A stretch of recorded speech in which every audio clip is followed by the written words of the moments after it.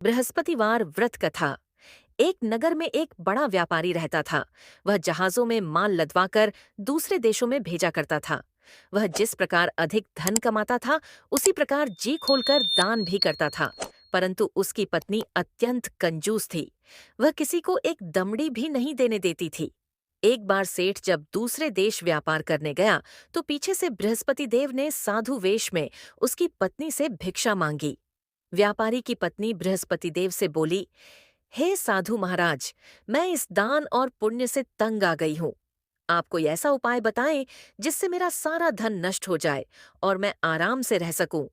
मैं यह धन लुटता हुआ नहीं देख सकती। बृहस्पति देव ने कहा, हे देवी, तुम बड़ी विचित्र हो। संतान और धन से कोई दुखी होता है।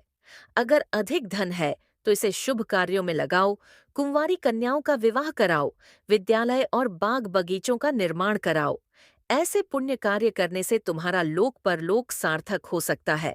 परंतु साधु की इन बातों से व्यापारी की पत्नी को खुशी नहीं हुई। उसने कहा, मुझे ऐसे धन की आवश्यकता नहीं है जिसे मैं दान दूं। तब बृहस्पति देव बोले, यदि तुम्हारी ऐसी इच्छा है तो तुम एक उपाय करना। 7 बृहस्पतिवार घर को गोबर से लीपना, अपने केशों को पीली मिट्टी से धोना, केशों को धोते समय स्नान करना, व्यापारी से हजामत बनाने को कहना, भोजन में मांस मदिरा खाना, कपड़े अपने घर धोना। ऐसा करने से तुम्हारा सारा धन नष्ट हो जाएगा। इतना कहकर बृहस्पति देव अंतर ध्यान हो गए। व्यापारी की पत्नी ने बृहस्पति देव के कहे अनुसार 7 बृहस्पतिवार वैसा ही करने का निश्चय किया। केवल 3 बृहस्पतिवार बीते थे कि उसी समस्त धन संपत्ति नष्ट हो गई और वह परलोक सिद्ध हार गई। जब व्यापारी वापस आया तो उसने देखा कि उसका सब कुछ नष्ट हो चुका है। उस व्यापारी ने अपनी पुत्री को सांत्वना दी और दूसरे नगर में जाकर बस गया। वहां वह जंगल से लकड़ी काटकर लाता और शहर में बेचता। इस तरह वह अपना जीवन व्यतीत करने लगा। एक दिन उसकी पुत्री ने दही खाने की इच्छा प्रकट की, लेकिन व्यापारी के पास दही खरीदने के पैसे नहीं थे। वह अपनी पुत्री को आश्वासन देकर जंगल में लकड़ी काटने चला गया। वहां एक वृक्ष के नीचे बैठ अपनी पूर्व दशा पर विचार कर रोने लगा। उस दिन बृहस्पतिवार था। तभी वहां बृहस्पति देव साधु के रूप में सेठ के पास आए और बोले, हे मनुष्य, तू इस जंगल में किस चिंता में बैठा है? तब व्यापारी बोला, हे महाराज, आप सब कुछ जानते हैं। इतना कहकर व्यापारी अपनी कहानी सुनाकर रो पड़ा। बृहस्पति देव बोले, देखो बेटा, तुम्हारी पत्नी ने बृहस्पति देव का अपमान किया था, इसी कारण तुम्हारा यह हाल हुआ है।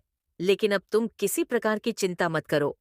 तुम गुरुवार के दिन बृहस्पति देव का पाठ करो। 2 पैसे के चने और गुड़ को लेकर जल के लोटे में शक्कर डालकर वह अमृत और प्रसाद अपने परिवार के सदस्यों और कथा सुनने वालों में बांट दो। स्वयं भी प्रसाद और चरणामृत लो। भगवान तुम्हारा अवश्य कल्याण करेंगे। साधु की बात सुनकर व्यापारी बोला, महाराज, मुझे तो इतना भी नहीं बचता कि मैं अपनी पुत्री को दही लाकर दे सकूं। इस पर साधु जी बोले, तुम लकड़ियां शहर में बेचने जाना। तुम्हें लकड़ियों के दाम पहले से चौगुने मिलेंगे, जिससे तुम्हारे सारे कार्य सिद्ध हो जाएंगे। उसने लकड़ियां काटी और शहर में बेचने के लिए चल पड़ी था।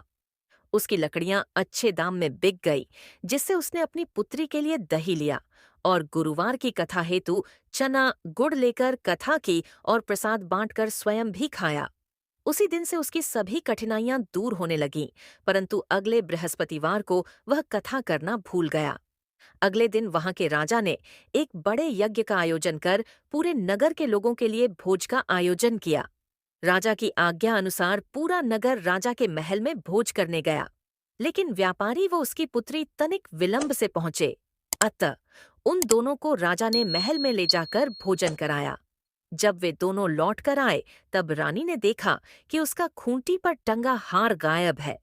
रानी को व्यापारी और उसकी पुत्री पर संदेह हुआ कि उसका हार उन दोनों ने ही चुराया है। राजा की आज्ञा से उन दोनों को कारावास की कोठरी में कैद कर दिया गया। कैद में पड़कर दोनों अत्यंत दुखी हुए। वहां उन्होंने बृहस्पति देवता का स्मरण किया। बृहस्पति देव ने प्रकट होकर व्यापारी को उसकी भूल का आभास कराया और उन्हें सलाह दी कि गुरुवार के दिन कैद खाने के दरवाजे पर तुम्हें 2 पैसे मिलेंगे।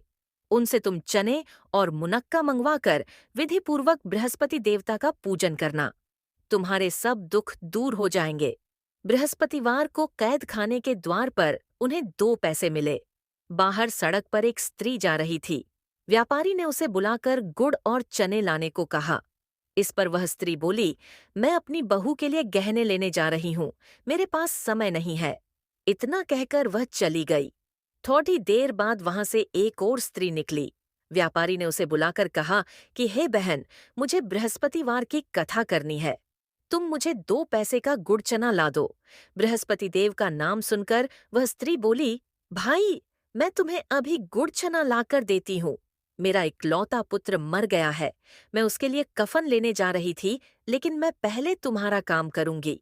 उसके बाद अपने पुत्र के लिए कफन लाऊंगी।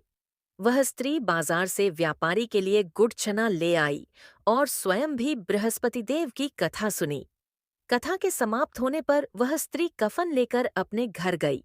घर पर लोग उसके पुत्र की लाश को राम नाम सत्य है कहते हुए श्मशान ले जाने की तैयारी कर रहे थे। स्त्री बोली, मुझे अपने लड़के का मुख देख लेने दो। अपने पुत्र का मुख देखकर उस स्त्री ने उसके मुंह में प्रसाद और चरणामृत डाला। प्रसाद और चरणामृत के प्रभाव से वह पुण्य जीवित हो गया। पहली स्त्री जिसने बृहस्पति देव का निरादर किया था, वह जब अपने पुत्र के विवाह हेतु पुत्रवधू के लिए गहने लेकर लौटी और जैसे ही उसका पुत्र घोड़ी पर बैठकर निकला, वैसे ही घोड़ी ने ऐसी उछाल मारी कि वह घोड़ी से गिरकर मर गया। यह देख स्त्री रो रोकर बृहस्पति देव से क्षमा याचना करने लगी। उस स्त्री की याचना से बृहस्पति देव साधु वेश में वहां पहुंचकर कहने लगे, देवी, तुम्हें अधिक विलाप करने की आवश्यकता नहीं है। यह बृहस्पति देव का अनादर करने के कारण हुआ है।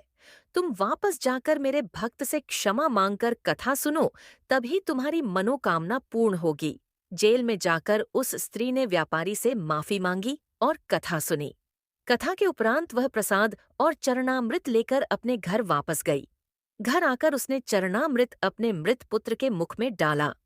चरणामृत के प्रभाव से उसका पुत्र भी जीवित हो उठा। उसी रात बृहस्पति देव राजा के सपने में आए और बोले, हे राजन, तूने जिस व्यापारी और उसके पुत्री को जेल में कैद कर रखा है, वह बिल्कुल निर्दोष है।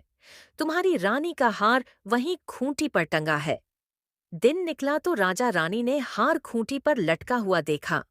राजा ने उस व्यापारी और उसकी पुत्री को रिहा कर दिया और उन्हें आधा राज्य देकर उसकी पुत्री का विवाह उच्च कुल में करवाकर दहेज में हीरे जवाहरात दिए। इस प्रकार गुरुवार व्रत करने से बृहस्पति देवता प्रसन्न होते हैं। यह व्रत अत्यंत फलदायी है। अग्नि पुराण के अनुसार अनुराधा नक्षत्र युक्त गुरुवार से आरंभ करके 7 गुरुवार व्रत करने से बृहस्पति ग्रह की हर पीड़ा से मुक्ति मिलती है। अगर आपको यह वीडियो अच्छी लगी है तो कमेंट जरूर करें और चैनल को सब्सक्राइब करना ना भूलें। धन्यवाद।